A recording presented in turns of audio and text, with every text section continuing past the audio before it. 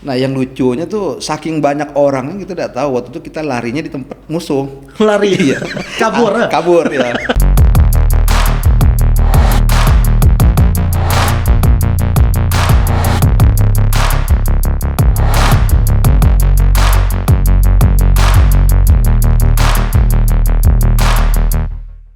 Pak Imam.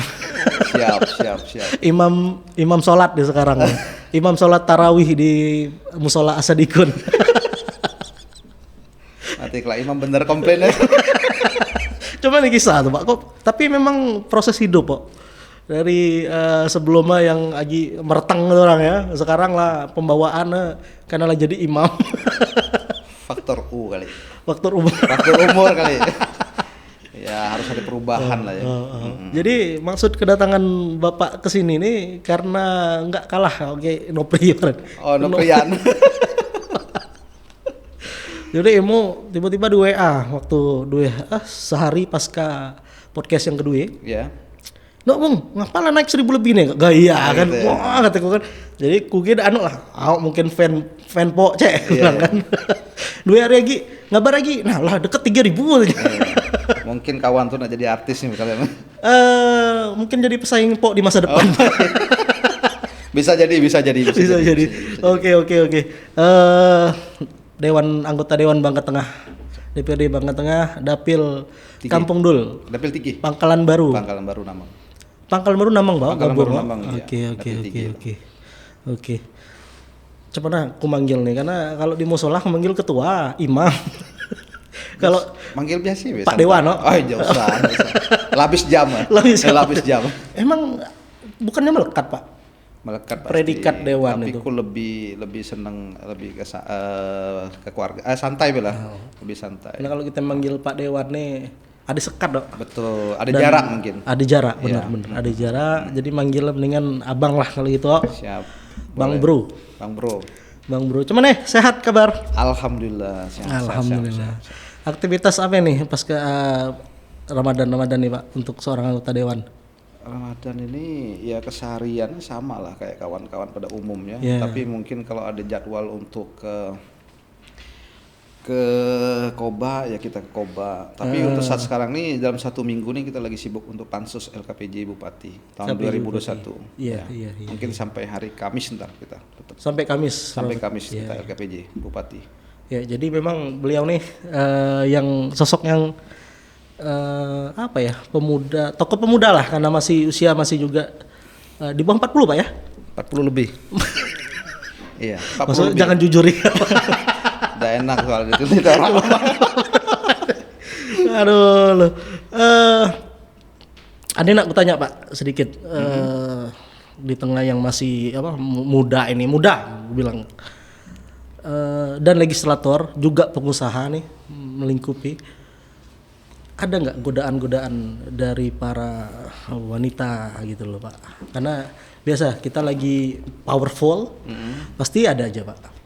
Ke saya juga gitu. Nah, ke Pak Dewan sendiri gimana dan seperti apa antisipasinya Pak? Mungkin ya pastilah ya pastilah.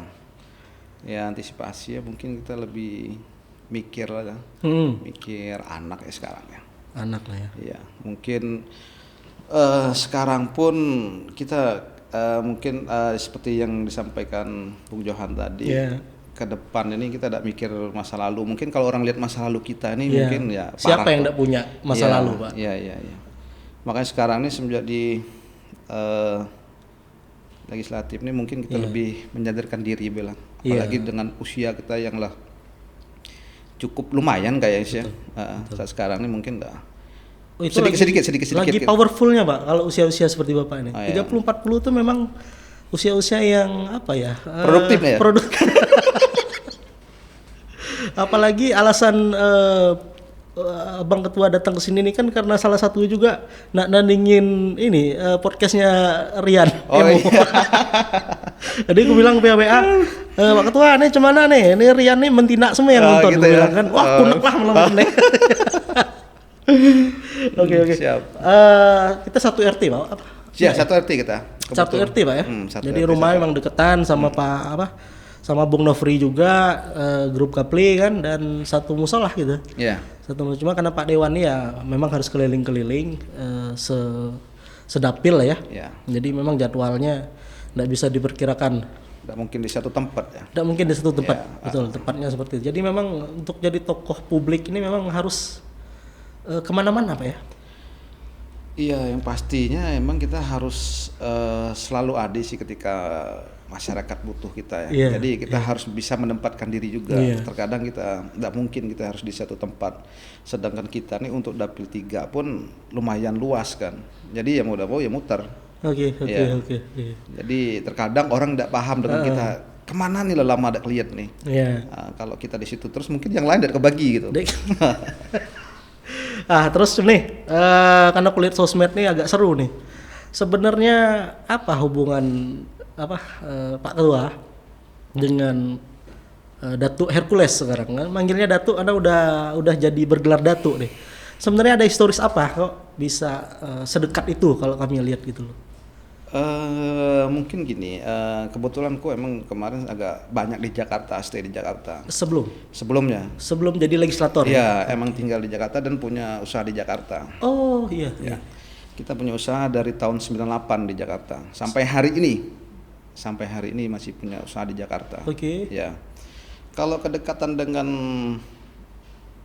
Bang Hercules ini mungkin dulu masa lalu kami ini khususnya ku pribadi ini dulu banyak di jalan di Jakarta. Oke. Ya mungkin tidak sedikit lah dan mungkin orang tidak tahu seperti apa kita di Jakarta. Dan Hercules pun sendiri lah menganggap kita tuh lah seperti keluarga, dia anggap kita seperti adiknya dan ku anggap dia itu seperti abang. Sedekat itu berarti? Dekat sekali. Maka yang bawa beliau ke Bangka ini sekarang salah satunya Pak Ketua deh. Ya, pertama kali datang ke Bangka ini dengan Luki Hakim, Wakil Bupati Indramayu, diundang oleh salah satu wakil bupati kita yang dia ada di Bangka Barat, Bang Ming waktu itu. Tapi Wabub itu kenal dengan Luki Hakim, tidak kenal dengan seorang Hercules. Nah, ketika akan turun ke Bangka, ninjak ke Bangka, Hercules itu telepon kita bahwa besok akan ke Bangka. Ya itulah pertama kali Hercules ke Bangka. Dalam rangka ngikut Luki Hakim ini? Iya, Wakil Bupati Indramayu. Nah terus apa yang buat beliau betah sekarang berkali-kali jadi mengunjungi Bangka Belitung nih? Mungkin saat sekarang nih Hercules ini lebih tertarik mungkin untuk investasi di Bangka Belitung. Investasi ya? Iya, di investasi di Bangka Belitung. Apa misalnya? Salah satunya aja deh gitu. Tertariknya apa nih? Karena berbagai potensi kan ada di Bangka. Mungkin dilihat dari sisi penambangan timah kali ya. Di timah. Tapi seorang Hercules itu mungkin yang orang tahu dengan Hercules ini kan seorang preman besar ya. Taunya gitu. Iya. Tapi kalau orang mengenal lebih dekat seorang Hercules itu, bahwa Hercules itu sangat lembut hatinya, cepat tersentuh, apalagi dia melihat susahnya orang dia akan cepat untuk membantu. Ya memang karena kalau orang latar belakang di jalanan tuh biasanya peka Pak, agak peka dia terhadap kondisi orang lain gitu kan. Betul. Ya memang kemarin dibahas juga kan sama Datuk Ramli Sutargara di sini juga kan. Kita kenal orang atau Hercules ini kan memang taunya itu. Tapi sisi lainnya nggak tahu. Dia bisa nyekolin anak sampai di luar negeri kan? Iya, anaknya yang pertama di Melbourne di Australia. Ya, yang kedua di Los Angeles. Yang ketiga di Australia juga. Yang keempat masih di Jakarta, SMA. Ya memang berarti keberhasilannya tergambarkan dengan jelas ya, apalagi adik angkatnya jadi legislator di Bangka Tengah kan. Alhamdulillah. Jadi memang ada historis Bang ya. Ada dengan Hercules tuh ya, dan kebetulan aku emang lebih dekat dengan kawan-kawan yang dari timur di Jakarta. Oke. Dulu kita sempat di bidang debt collector ya. Bidang kolektor aja lah Pak. Berbeda. Kita lama di kolektor juga di Jakarta. Salah satunya aku juga ikut dengan rombongan dan sempat punya tim yang aku pimpin di Jakarta. Mimpin? Iya. Waduh. Ada beberapa orang yang sempat kita pimpin lah di Jakarta. Kita di lapangan dulu. Oke. Aku tertarik nih mengenal sosok Bang Nandai karena kan aku juga baru nih mengenal Bang Nandai setelah di Kampung Dul kan, Ya. di lokasi kita.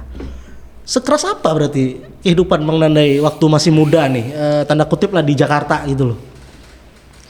Ya yang pastinya ketika kita ke Jakarta dan keluar dari Bangka ya kita udah siap mati.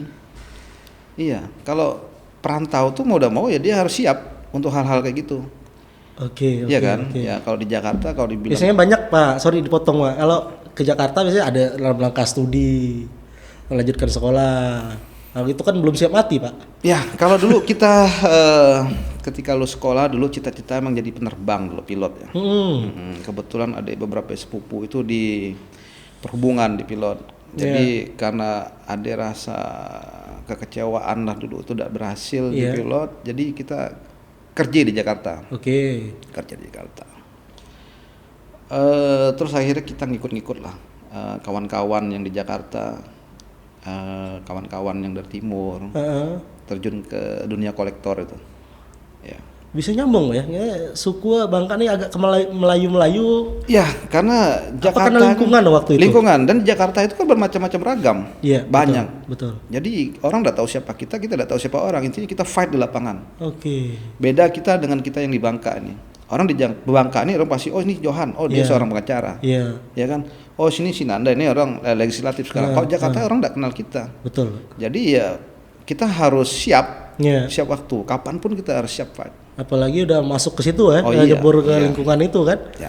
Oke.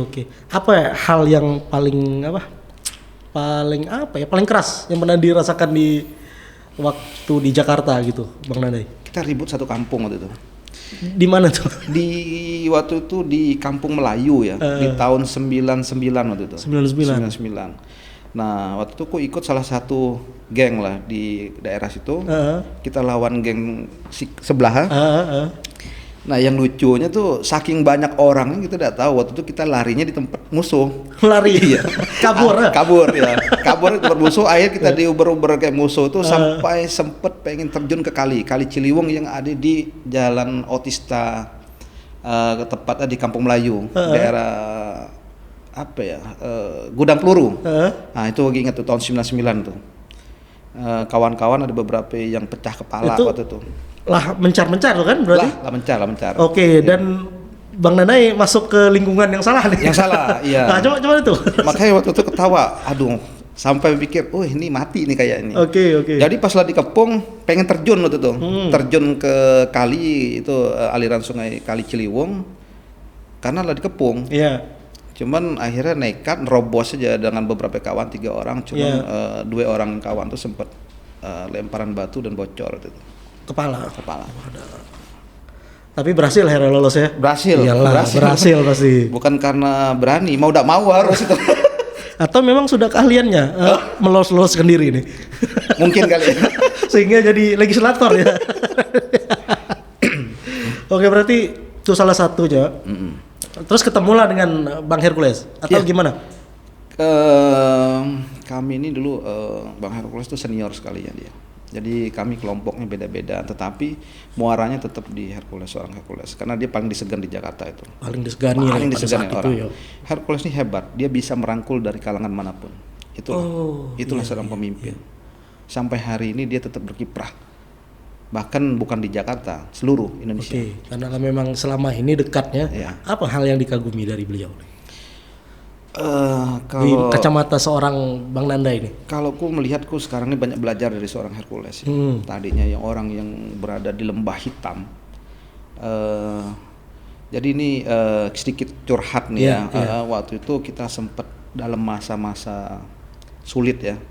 Sulit, kita datang ke tempat Bang Hercules, kita ngadu. Ya, Bang, kondisi saya lagi sulit nih, saya bilang. Terus dibilang kenapa? Ya saya punya masalah begini-begini. Saya bilang saya minta bantu abang, kita dobrak ini, kita lawan.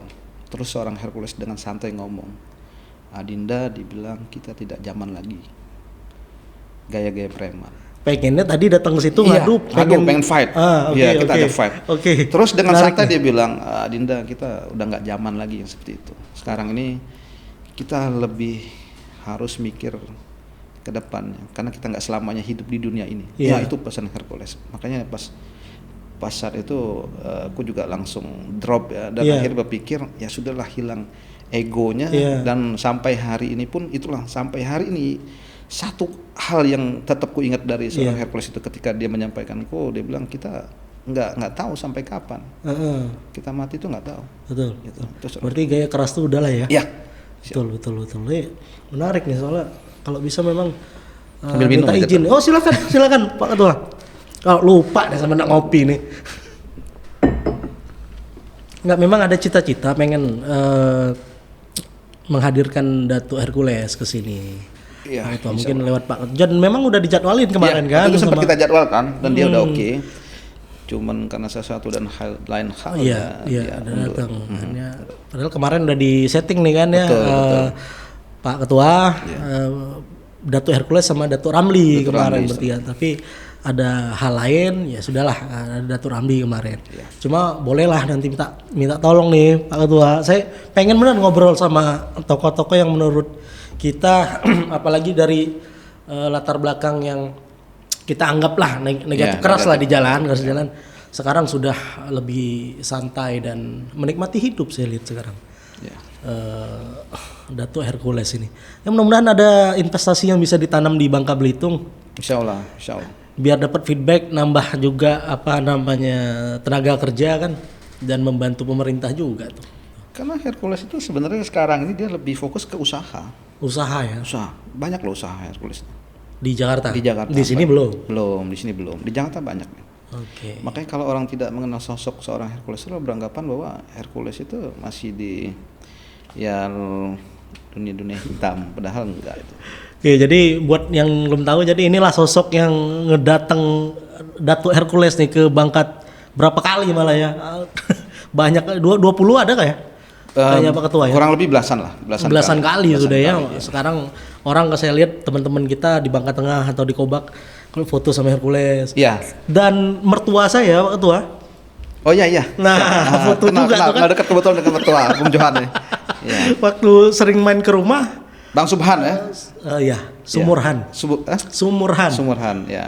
Itu memang di Bangka Selatan dia mainnya. Ya, dan orangnya asik kok tuh untuk ngobrol. Walaupun kita lebih muda dari dia cepat merangkul kita. Iya. Memang sudah latar belakangnya itu beliau. Jadi jangan macam-macam dengan mertua ini. Waduh, nggak berani saya. Tapi kan sering ke rumah kita di Ngomong Dulu. Iya, sering. Memang enggak pernah jumpa ya? Enggak pernah jumpa. Malah ketemunya kemarin di Bangka Selatan. Iya, beliau kirim via WA. Foto sama Pak Ketua lah, aku bilang tangga, aku bilang ini. Iya katanya. Tapi kalau beliau mungkin enggak tahu Bang Nanda ini legislator, dia bilang ini orang dekat Hercules ya. Iya, aku ketawa. Siap. Oke, Bang Nanda. Dari sejarah itu kembali lagi ke Bangka, seperti apa sosok Bang Nanda ini sehingga jadi legislator nih? Sebenarnya kita itu dari tahun 98 tuh stay di Jakarta. Di 2011 tuh kita sempat warawiri ke Bangka itu. Nah, aku pengen tadi ketika kita ke Bangka itu pengen mengembangkan Bangka. Jadi kita orang Bangka ya harus kembali ke Bangka dan mengembangkan daerah kita. Betul benar. Jadi di 2011 itu cita-citanya pengen mengangkat Citra Kampung Dul. Citra Kampung Dul ya sebagai anak Kampung Dul. Ini kami orang Kampung Dul ini gitu loh. Jadi harus bisa mengembangkan wilayah kampung kita sendiri gitu. Akhirnya kita punya usaha juga di Kampung Dul. Nah, di tahun 2014 itu kita sempat sebatas membantu kawan-kawan di legislatif itu. Membantu. Oke. Nah, di 2019 itu sebenarnya yang pengen di legislatif itu orang tua, khususnya bapak kita. Ya, kalau kita ini mbak kita lah. Kenapa ya macam tuh? Nggak tahu, dia waktu itu sempat ngobrol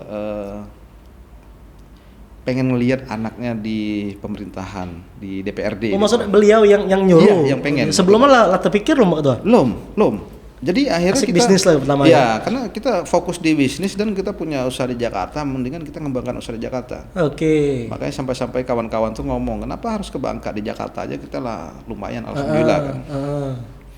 Tapi karena kita punya orang tua di sini, akhirnya sudah 2018 itu orang tua tuh nyuruh kita ke legislatif. Oke. Hampir 1 tahun itu mikir tuh. Mikir 1 tahun. Iyalah, memang dari kita dunia sebelumnya privat ya. Iya, betul. Yang mana-mana orang nggak tahu dan kita lagi suka-suka kita lah gitu Ya, kan. bebas. Berpindah tiba-tiba, ke jalur publik. Iya, betul. Yang kemana-mana orang kenal akhirnya ada pecah lagi kan. Iya. Takut diintai kawan. Diintai kawan, benar. Oke. Terjunlah ke legislatif dan alhamdulillah menang ya. Ya, 2019. Dan satu-satunya ya dari dapil kita ini ya. Ya, Kampung Dul terus. Kampung Dul ya. Di Bangka Tengah ya. Dan pertama kali ya. Dulu pernah Bang Sahril dulu. Bang Sahril. Bang Sahril mungkin di 2009 kali ya. Iya.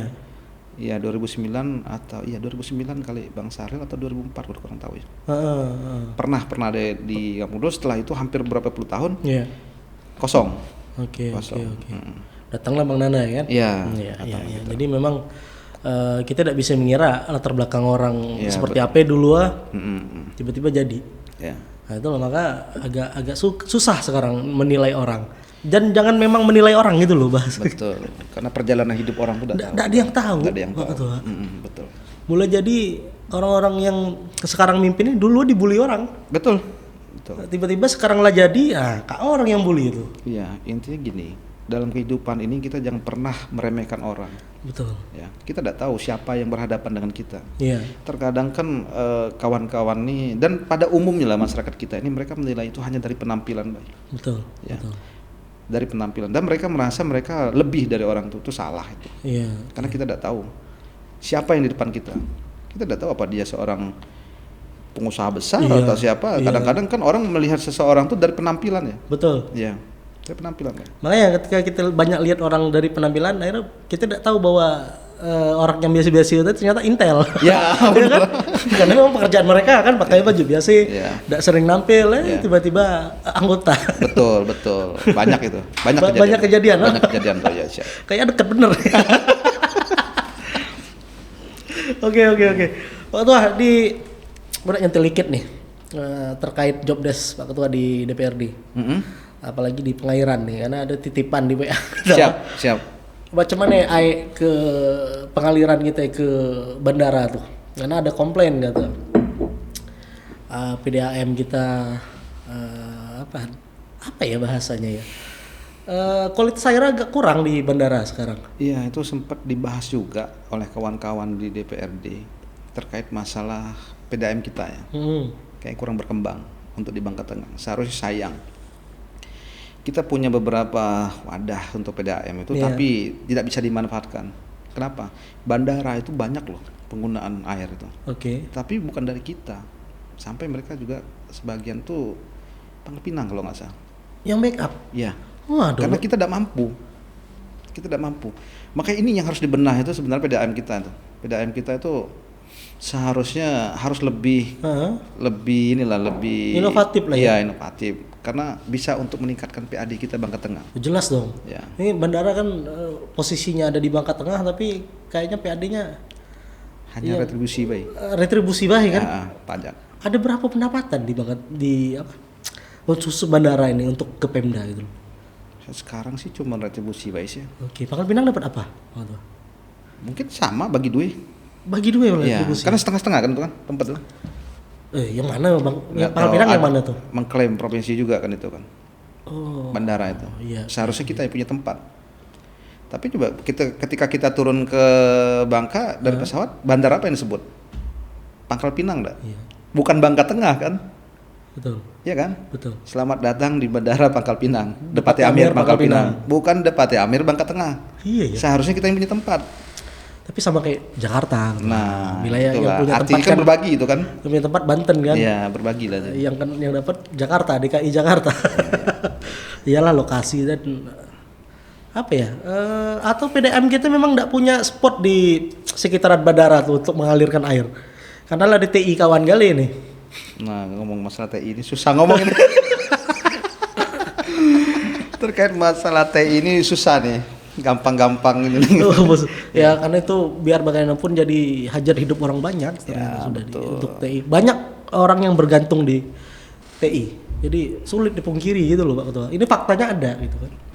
Iya, cuman kadang-kadang kawan-kawan juga harusnya ya tahu diri juga lah. Kan kadang-kadang kebijakan pemerintah kita nih ya sudahlah ika BTI lah, tapi pacak-pacak ika lah bahasa kita nih. Pacak-pacak ika lah ngatur lah. Jangan terlalu nampak lah. Kadang-kadang di pinggir jalan aja ika hajar. Betul. Iya kan? Sampai jalan terbelah pun ada ya. Jalan terbelah. Apalagi ini lagi viral nih jalan yang di Air Mesuk kemarin. Jalan Air Mesuk. Jalan utama. Kayak jalan utama itu. Wah, jalan negara dong. Iya, sampai hampir retak lah kulit kemarin. Parah jalan utama, jalan negara pula. Iya, makanya kalau bicara penambangan ini ya gampang-gampang inilah, susah. Oke. Air Beguru macam mana nih? Bang Ketua. Karena kemarin lah sempat ditunda-tunda terus nih 2021, 2022 di sekarang nih. Ya, karena emang kita terbentur dengan anggaran. Iya, anggaran COVID kita, anggaran COVID kemarin sempat lah kita ajukan. Seharusnya di 2020 itu lah oke. Tahu-tahu refocusing dan dana itu dialihkan ke COVID waktu itu. Dan hampir semuanya ya. Iya, terus di 2001 kita coba tapi tidak memungkinkan untuk kita melaksanakan kegiatan itu. Ya insya Allah di 2022 kali ya. Emang seberapa perlu dana untuk apa ya? Reklamasi atau apa? Jembatan. Jembatan. Iya. Tapi kan kemarin pengen seluruhnya dirubah tuh. Itu kedalaman dikeruk lagi katanya. Normalisasi. Ya, betul, kalau untuk dinormalisasi makanya sempat kita bahas di kawan-kawan Komisi 3 untuk masalah air guru ini. Coba kita benar-benar kita matangkan untuk perencanaan. Iya. Karena tidak sedikit duit yang lah habis untuk pengelolaan air guru betul. Makanya jadi sekarang ini kita tekankan PU coba mereka benar-benar lah. Iya. Dan sejarah kan memang dulu rame kan sampai diliput media nasional. Ya. Waktu lagi rame-rame ada bebek yang di sepeda air ya, sepeda air, jembatan air tuh kan. Dan punya dermaga dulu kita. Untuk apa? Dermaga untuk spot foto di air guru tuh. Kolong Beguru tuh kan. Itu dibangun waktu abang kita Bang Erzaldi yang bangun ya. Waktu abang kita Erzaldi, Bupati itu lumayan bagus itu air guru tuh. Lumayan bagus lah tuh. Bener. Cuman itulah kemarin sempat aku sampaikan ke kawan-kawan. Dulu kami ini kita bicara bukan seorang legislatif di situ. Aku bicara sebagai warga Kampung Dol asli lah ya.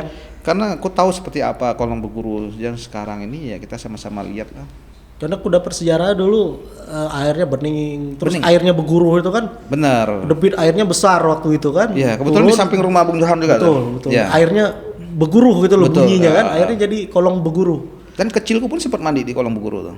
Emang bening bener ya? Bener, jernih ya? Dalam air itu bagus tuh. Wah, itu satu-satu air yang tempat pemandian di kampung dulu tuh air guru tuh. Atau jangan-jangan PAM nggak ngalir ke bandara karena air berguru tuh. Harusnya itu jadi tempat spot PDAM. Tapi sekarang lah. Enggak juga sih kayaknya. Dan itu kan memang apa ya? Jadi salah satu opsi untuk menangani banjir di kolong hijau Pangkal Pinang. Iya. Kan alirannya dari Kampung Dol kan? Iya, memendung itu. Sekarang hancur-hancuran nih Pak. Hancur, makanya kemarin kan ketika ditambang kawan-kawan itu kan kita si Malakama lah di situ ya. Kita bingung. Sempat kita sampaikan ke Pemda, ya tapi mau diapain gitu. Betul. Alasan itu orang Kampung Dul. Kita juga tidak mungkin. Dan gara-gara penambangan juga kan sempat kita agak dijauhkan kawan-kawan kan. Ada tuh. Oh iya, sempat. Kenapa tuh? Karena mereka berpikir waktu itu kita yang lapor. Oh. Iya, salahnya setiap kita main di situ razia lagi. Momennya pas. Setiap kita main di situ razia, nah kena. Makanya ketika ada laporan bahwa di penambangan di sini nih, aku bilang ya sudahlah itu bisa ikalah ngaturnya. Iya, bisa lah ngatur tempat-tempat kita lah nggak bagus gitu kan. Dan memang lah dangkal. Betul. Tahu mereka datang karena memang udah terbengkalai. Betul. Nah, kan jembatan udah rubuh tuh. Nah, mereka pun baru-baru ini kan. Artinya dari dulu. Dari dulu sebenarnya. Oh, dari dulu. Jembatan itu dulu sebenarnya itu banyak timah di situ. Yang dapat info dari kawan-kawan itu di tahun berapa aku lupa karena aku lagi di Jakarta. Banyak penambangan juga di situ. Dan itu dulu emang luar biasa timahnya. Potensi timah, cadangan timah itu luar biasa di kolong Beguru tuh. Makanya jadi inceran orang. Iya. Dan memang udah dari zaman bahla kan. Iya. Memang udah terjadi penambangan di situ ya. Betul. Makanya aku bilang dulu banyak CP Telaga Angker di situ. Telaga Angker. Penambangan ada jelas itu. Oke Pak Ketua, apa lagi yang pengen diceritakan Pak Ketua untuk Kampung Dul? Atau Dapil 3 ya? Kalau aku secara pribadi sih sebenarnya di kampung tuh banyak banyak orang-orang yang potensi di kampung Dul. Cuman terkadang kita tuh nggak bisa nyatu.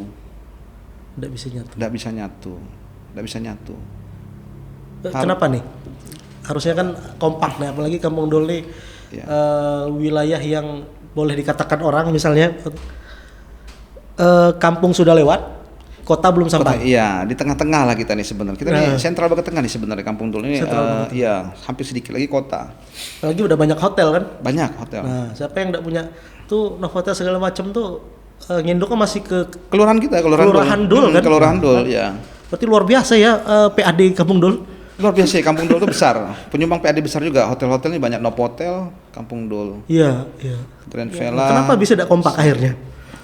Makanya nih sayang sekali nih ya, ini menarik nih kalau kita bicara kawan-kawan di Kampung Dul nih. Kalau aku pribadi nih pengennya kita sama-sama memajukan Kampung Dul. Janganlah saling menjudge satu sama lain. Kalau kita pengen membangun ya kita bangun sama-sama. Tuh. Tetapi ya itulah kita nggak tahu ya karakter ya atau apa karakter seorang tuh. Pak Ketua kan bisa mendamaikan di Jakarta. Kenapa nggak bisa di Kampung Dul? Jadi kalau kita bicara tuh Bung Johan waktu itu aku sempat ngeluh juga sih, agak mundur juga dari Kampung Dul waktu itu, jujur ya. Aku bilang di Jakarta aja lebih gampang gitu ngatur dengan orang yang keras. Iya, dan beraneka macam. Beraneka ragam. Sedangkan di Kampung Dul itu orang-orangnya karakternya itu tua itu. Tapi susah untuk kita satukan. Susah. Jadi dulu sempet di kapan itu ya 2019 lah pengen balik Jakarta sebenarnya. Aku bilang ke orang tua kayaknya nggak sanggup tinggal di kampung dulu. Kenapa? Terlalu keras, bukan keras fisiknya tapi omongannya yang nggak sanggup. Iya. Sanksi sosialnya tuh bahasa kita itu tuh luar biasa tuh. Makanya aku bilang pengen di Jakarta aja lah. Jakarta seperti yang kita sampaikan tadi di awal, kita apapun tidak ada yang tahu. Betul. Iya, makanya sampai hari ini mungkin tidak banyak orang tahu gimana sih latar belakang kita di Jakarta. Sampai kita bisa kenal dengan ya orang-orang yang luar biasa lah di Jakarta. Tuh. Iya. Berarti memang tapi kulit memang Kampung Dul ini, Pak Ketua. Orang maju-maju semua sudah. Luar biasa. Orangnya maju dan memang jadi tempat kayak kami kan yang memang bukan asli tapi merasa nyaman di Kampung Dul, karakternya orang-orang Bangka asli lah kalau lihat di Kampung Dul itu. Terus orang-orang yang dari luar bekerja di kayak di Pemprov gitu kan, pulangnya juga ke Kampung Dul. Bener, dekat soalnya. Dekat. Jadi memang wilayah hunian kalau damai tentram ya.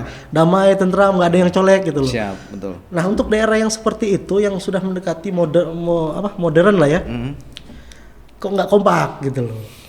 Atau memang kitanya yang belum kena? Ego mungkin ya. Lebih ke ego. Karena mungkin lebih pengen menonjolkan diri. Lah, bener sih. Itu yang itu sebenarnya. Jadi karena masing-masing pengen nonjolnya, akhirnya kita pun bingung kan. Iya, karena mereka pengen menunjukkan kami ini loh gitu. Ika siapa? Itulah kalau kita masih ada sifat untuk pengen lebih dari orang itu susah. Iya. Karena potensi Kampung Dul bagus kan? Wisatanya ada, bagus, luar biasa. Perputaran ekonomi di Kampung Dul besar. Kita pom bensin aja 2. Betul. Iya kan? Betul.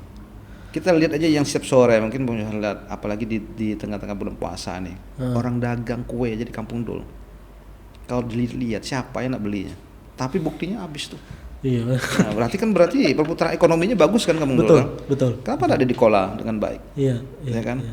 Nah itu tadilah harusnya kita bersatu untuk di Kampung Dul. Bersatu. Ya sih, kami tidak komen lah kalau masalah persatuannya memang harus ada inisiatornya. Dan itu mungkin pada saat ini ya Pak Ketua lah gimana menselaraskan cita-cita yang luhur. Kalau kami bilang luhur nih. Luhur ya. Oke, berapa menit Bro? 34. Siap. 34 menit. Wah, harusnya 15 kita lah cukup. Oh iya, berasa dong berarti ya. Wah, luar biasa. Pinter nih Bung Johan ya. Mengupas ini. Oke deh, kapan kita undang Datuk Hercules Ketua? Insya Allah sih beliau tuh mungkin kalau udah ada halangan besok sih ke Bangka ya. Besok ke Bangka? Besok ke Bangka.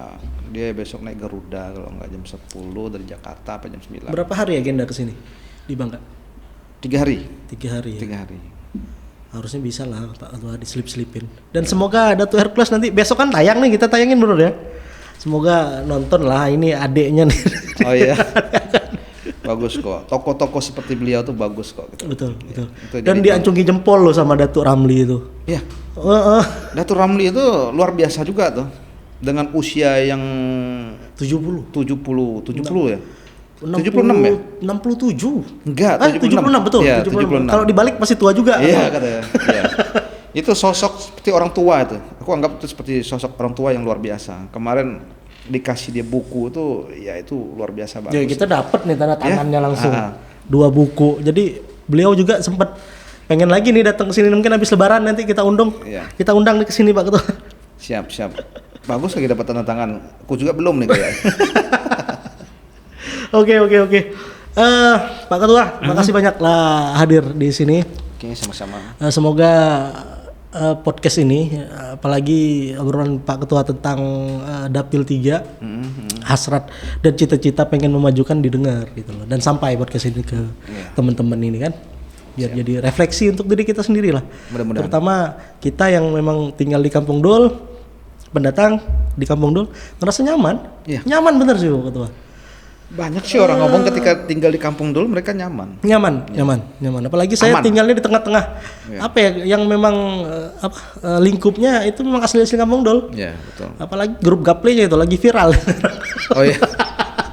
Siapa ketua tuh? Om Raju. Oh, Raju. Ya. Mudah-mudahan lah untuk kawan-kawan kita di Kampung Dol kita yuk bisa sama-sama untuk memajukan Kampung Dol. Iya, baik. Oke, tetap di Plat BN.